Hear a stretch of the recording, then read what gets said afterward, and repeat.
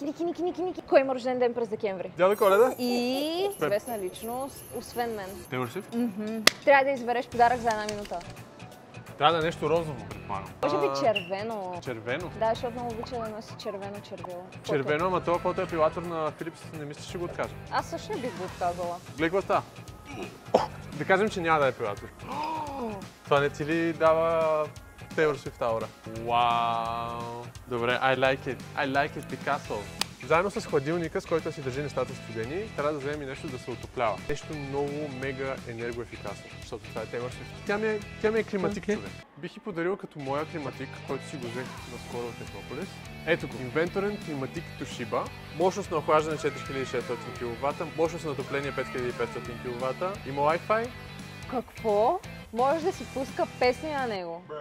Не бе. Когато има Wi-Fi, можеш да си го контролираш от телефона. Демек, примерно се прибираш към вкъщи, след 10 минути ще си вкъщи и си го пускаш климатика и като се прибереш си вече готов. Тейлор Свифт, надявам се подаръка да ти хареса. Поръчал съм го да знаеш и идва с 60 месеца гаранция. Последвай профила на Технополис за час 2, където Алексчето ще избира подарък.